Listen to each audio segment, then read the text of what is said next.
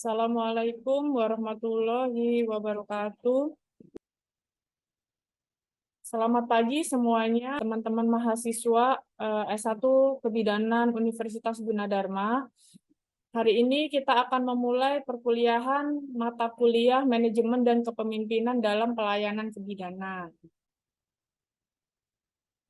Sebelumnya, saya mau menjelaskan dulu deskripsi mata kuliah yang akan kita bahas, yang akan saya ajarkan hari ini, yaitu adalah mata kuliah Manajemen dan Kepemimpinan dalam Pelayanan Kebidanan sebanyak 2 SKS dengan kode mata kuliah PB 074203 dan dilaksanakan pada semester 4. Mata kuliah ini menjabarkan tentang kepemimpinan dan manajemen dalam pelayanan kebidanan dengan benar dan didasari konsep, sikap, dan keterampilan berdasarkan evidence-based sehingga mahasiswa diharapkan mampu melakukan atau mengelola pelayanan kebidanan bermutu saat melakukan praktek di tatanan layanan kesehatan.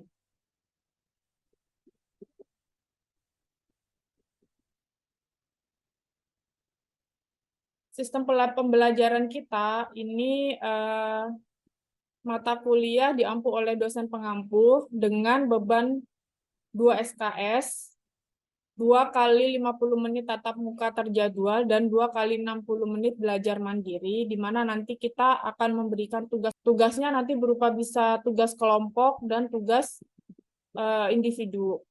Perkuliahan luring sebanyak 8 kali pertemuan, di mana 6 kali pertemuan dilaksanakan sebelum UTS dan 2 kali setelah UTS.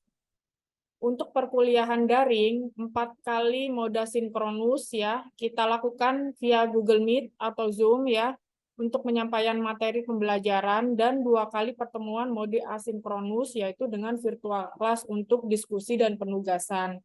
Jadi nanti saudara-saudara semua bisa mengumpulkan tugas-tugasnya dalam bentuk soft file dan dikirim di virtual class ya. Di situ nanti apabila ada mata kuliah atau pembelajaran materi-materi yang tidak atau belum dipahami, maka bisa didiskusikan di virtual class ya. Ujian semester akan dilaksanakan 2 kali, yaitu UTS pada minggu ke-10 setelah minggu ke-10, dan UAS adalah akan dilaksanakan setelah minggu ke-14. Untuk sistem penilaian, jadi nanti UAS ini kita akan sedikit review untuk soal-soal UTS juga. Jadi UAS-nya bobotnya lebih banyak. Materi pembelajaran. Hari ini saya akan mengajarkan materi pada pertemuan ke-10 ya, yaitu materi yang kedua. Ya, materi pertama kan kita sudah belajar di hari sebelumnya, di minggu sebelumnya ya. Nah, di sini yang akan kita bahas itu sub CPMK 3.2, di mana mahasiswa diharapkan mampu menerangkan etika profesional, nilai, dan dukungan HAM dengan benar.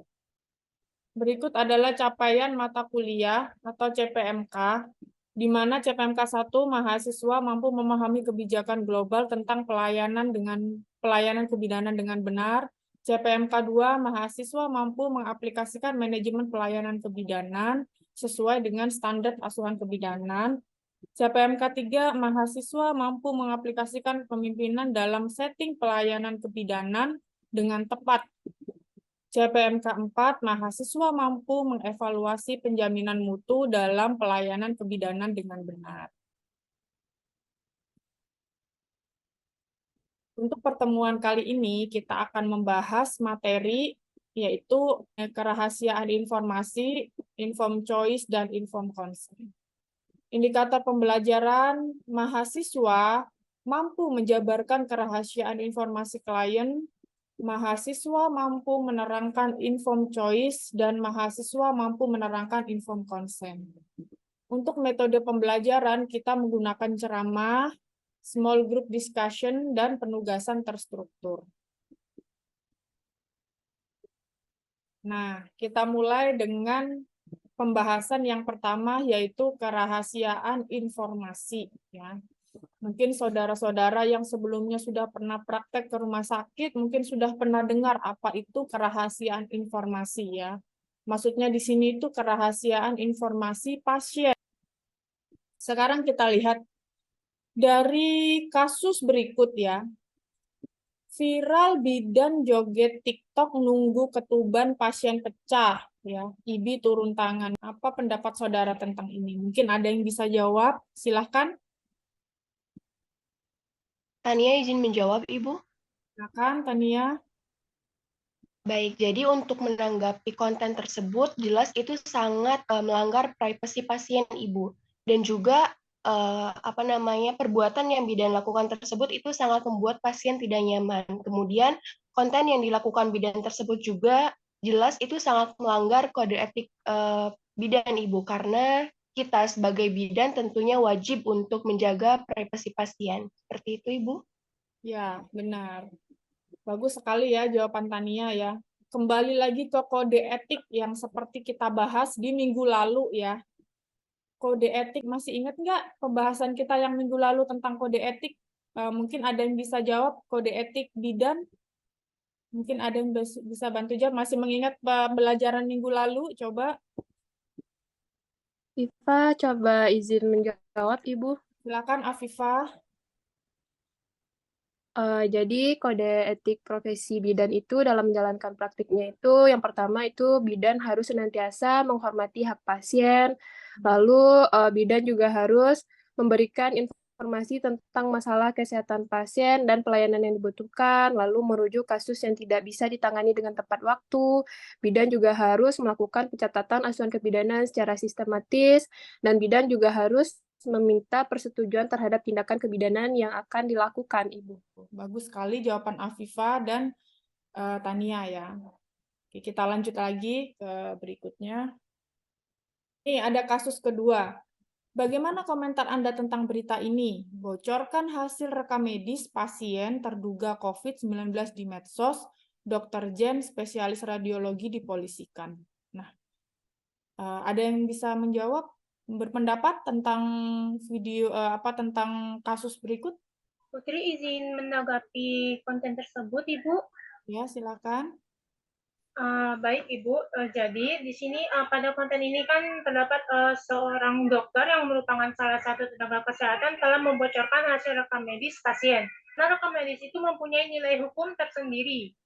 Nah, karena kerahasiaan rekam medis adalah hal yang penting untuk memastikan bahwa pasien tersebut mendapatkan perawatan yang nyaman dan juga aman, Ibu. Karena untuk rekam medis sendiri itu sudah diatur secara detail pada undang-undang dan dituangkan dalam Permenkes. Bagus sekali jawabannya, Putri. Yuk, kita lanjut. Nah, tadi Putri sudah menyebutkan hak-hak pasien ya yang sudah diatur. Nah, sekarang hak warga negara dalam pelayanan kesehatan itu yang pertama adalah hak atas pelayanan kesehatan. Ya, jadi dia berhak mendapatkan pelayanan kesehatan di fasilitas kesehatan, biar di puskesmas, biar di rumah sakit, dia punya hak gitu. Hak atas informasi, informasi di sini informasi banyak, misalnya tentang pelayanan kesehatan. Kemudian hak untuk menentukan diri sendiri, maksudnya di sini saya mau melakukan perawatan ini, saya mau melakukan perawatan ini. Bahkan perawatan yang tidak mau dia lakukan itu juga termasuk hak dari pasien. Tetapi misalnya nanti itu ketika ada suatu tindakan yang harus dilakukan oleh pasien, tetapi pasien ini menolak, ya, maka pasien ini harus menandatangani lembar yang namanya lembar penolakan. Gitu. Jadi itu adalah kebalikan dari lembar persetujuan. Nah, informasi kesehatan. Informasi kesehatan itu ada dua. Yang pertama yang bersifat publik dan yang kedua adalah bersifat private.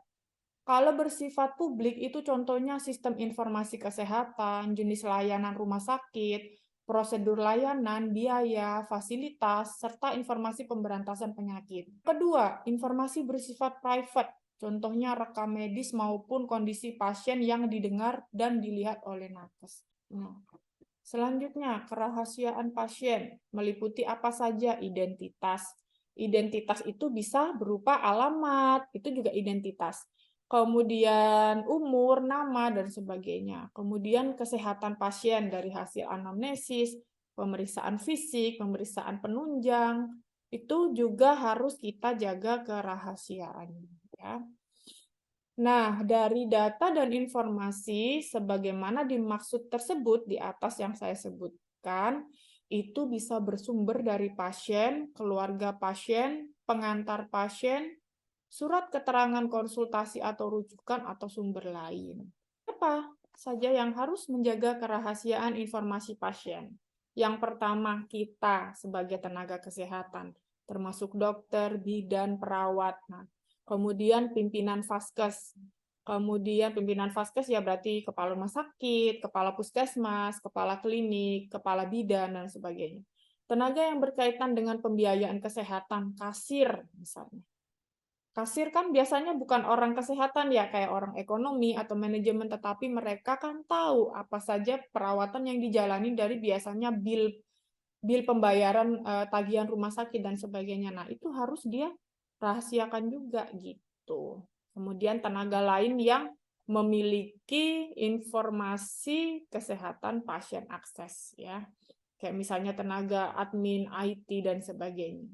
Badan hukum atau korporasi dan atau fasilitas kesehatan, serta saudara-saudara semua sebagai mahasiswa yang bertugas dalam pemeriksaan, pengobatan, perawatan, dan manajemen informasi fasilitas kesehatan. Apa yang harus dilakukan sebagai bidan? Memahami pedoman etik, memiliki SOP dalam melaksanakannya, melaksanakan persetujuan tindakan medis ya, inform konsen nanti akan kita bahas, memiliki kompetensi, sikap, dan perilaku profesional. Gitu. Ya. Prinsip moral rahasia medis. Yang pertama, harus berkata benar, ya. Bisa dipercaya, berbuat baik untuk kepentingan pasien, tidak merugikan pasien, keluarga, masyarakat, menghormati otonomi pasien, adil dan tidak membeda-bedakan. Dan jika ada konflik prinsip moral dan harus lebih memilih, maka pilihlah yang lebih penting atau prima facie. Ya, sampai sini kita akan membahas materi selanjutnya, yaitu tentang informed choice. Nah, adik-adik di sini udah pernah praktek ya di rumah sakit ya, udah pernah praktek di puskesmas. Apa ada yang pernah dengar tentang informed choice? Ibu, saya izin menjawab. Silakan, Konita. Jadi informed choice itu merupakan pilihan yang diberikan kepada pasien mengenai alternatif perawatan yang akan dialaminya setelah si pasien tersebut itu mendapatkan penjelasan dari bidan ataupun dokter. Seperti itu, Ibu. Ya, benar sekali ya, informed choice itu seperti itu. Berarti mungkin Konita sudah pernah melihat juga ya kalau di rumah sakit itu bagaimana. Jadi informed choice adalah membuat pilihan ya setelah pasien tersebut mendapatkan penjelasan dalam pelayanan kebidanan tentang alternatif perawatan atau asuhan yang akan dia alami atau diberikan gitu. Jadi contohnya ada pasien datang ke bidan ya untuk suntik KB. Nah, di situ dia bingung, kan jenis KB banyak. Nah, nanti di situ bidannya membantu.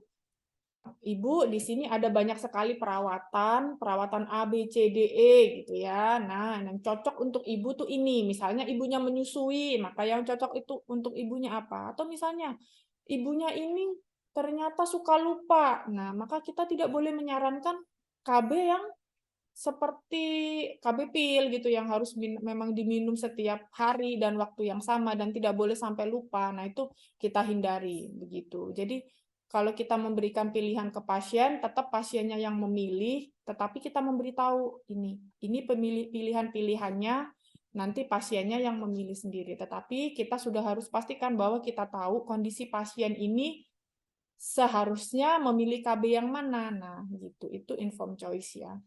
Peran bidan dalam informed choice adalah membuat asuhan dalam manajemen asuhan kebidanan, menjamin bahwa hak wanita, hak ibu untuk memilih asuhan dan keinginannya terpenuhi. Itu contoh KB ya. Nanti masih banyak contoh-contoh yang lain. Nah, sebagai bidan dalam memberikan informed choice kepada klien harus bagaimana? Harus memperlakukan klien dengan baik, berinteraksi dengan nyaman ya, memberikan informasi objektif, mudah dimengerti dan diingat, dan tidak berlebihan ya. Jadi biar pasiennya tidak bingung gitu ya. Kemudian membantu klien mengenali kebutuhannya dan membuat pilihan yang sesuai dengan kondisinya. Mendorong wanita memilih asuhannya, ya.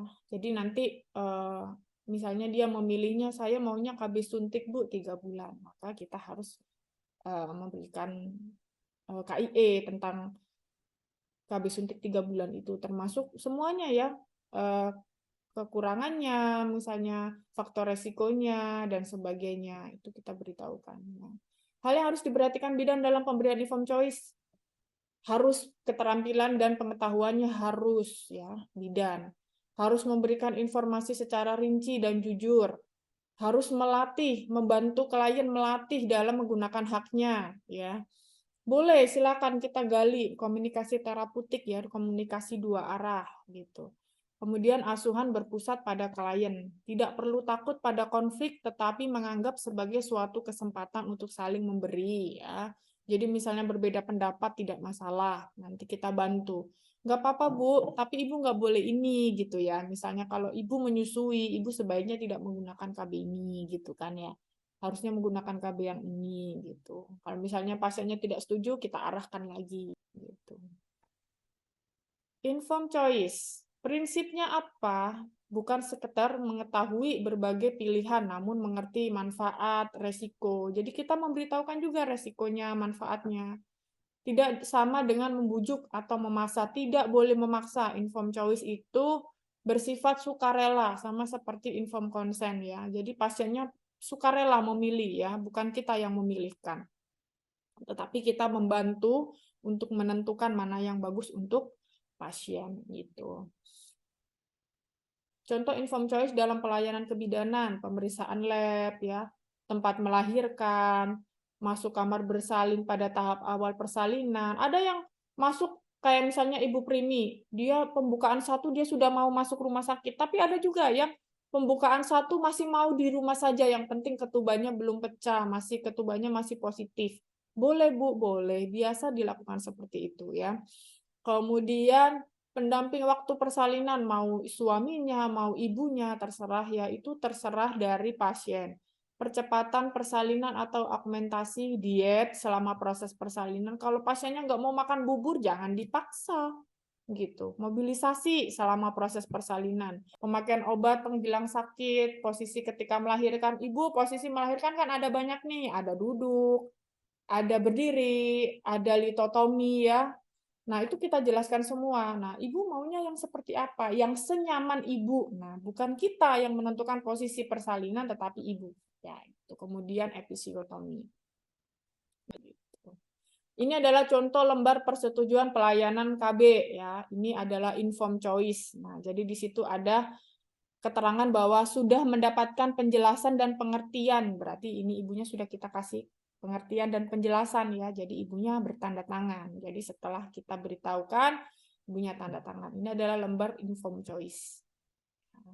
Sekarang yang ketiga adalah informed consent. Mirip ya, informed choice dan informed consent. Kalau choice kan adalah pilihan ya. Kalau informed consent ini persetujuan ya. Tindakan persetujuan. Nah, ini saya ada video pembelajaran, saya putar ya.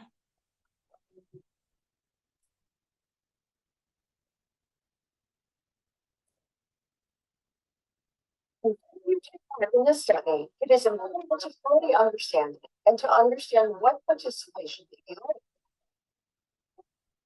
Researchers will help by providing an information. This is a document that has detailed information about the study, including its length, the number of visits required, medications, and the medical procedures in which you will take part. The document also provides expected outcomes, potential benefits, possible risks, and other details. When needed, a translator will be provided. Researchers will review the informed consent document and answer the questions. After reviewing the statement, getting all the information you need, and talking with staff and your family, you can decide whether you want to participate. If so, you will need to sign the informed consent statement. Your signature indicates that you understand the study and agree to participate voluntarily. You may still leave the study at any time and for any reason, even after signing the informed consent document. Sometimes a potential participant may not be able to give informed consent because of memory problems or mental confusion. Someone else, usually a family member with a durable power of attorney, can give consent for that participant. That caregiver must be confident that they are doing what the patient would have. You're interested in learning more about clinical research. Nah, itu tadi adalah video pembelajaran singkat tentang informed consent. Coba sekarang dari video yang sudah saudara lihat, bisa ada yang bisa dijelaskan maksudnya dari video tersebut apa? Silakan. Ibu Aul izin menanggapi tentang video tersebut. Jadi video itu tentang penelitian atau meminta persetujuan kepada pasien, atau ketika kita melakukan penelitian maka diharuskannya ada tanda bukti seperti tanda tangan dari pasien tersebut atau dari pihak keluarga pasien tersebut. Terima kasih, Bu. Benar sekali ya, benar, bagus Aulia. Jadi begitu ya, isi videonya adalah kita meminta persetujuan kepada pasien untuk menjadi objek penelitian kita ya. Jadi semuanya itu harus membutuhkan persetujuan, bukan hanya tindakan medis. Nanti akan kita bahas selanjutnya ya. Nah, informed consent itu berbeda dengan informed choice ya. Kalau informed consent itu ketika sudah diberikan informasi ya, maka kita tinggal meminta persetujuan. Nah, jadi informed consent adalah persetujuan dari pasien atau keluarga terhadap tindakan medis yang akan dilakukan terhadap dirinya atau keluarganya setelah mendapatkan penjelasan dari dokter. Fungsinya banyak sekali ya, informed consent, penghormatan, promosi, membantu kelancaran tindakan medis, mendorong dokter melakukan kehati-hatian ya, menghindari penipuan nakes, mendorong diambil keputusan yang lebih rasional, mendorong keterlibatan publik sebagai suatu proses edukasi, meningkatkan mutu pelayanan. Ya. Informed consent terdiri dari 3 ya tujuannya. Yang pertama untuk penelitian seperti yang sudah dijawab oleh Aulia tadi ya. Yang kedua untuk mencari diagnosis dan yang 3 bertujuan untuk terapi ya. Selanjutnya informed consent tujuannya melindungi pasien ya yang pasti dan memberikan perlindungan hukum juga untuk kita sebagai tenaga kesehatan. Informed consent itu tidak harus tertulis, bisa dengan lisan. Misalnya, Ibu, ini mau saya pasang kateter. Nah, itu juga informed consent. Tindakan bedah, fungsi informed consent tertulis untuk lebih memudahkan pembuktian bila kelak ada tuntutan. Informed consent tidak berarti sama sekali bebas dari tuntutan bila dokter atau bidan melakukan kelalaian. Nah, ini contoh persetujuan informed consent ya.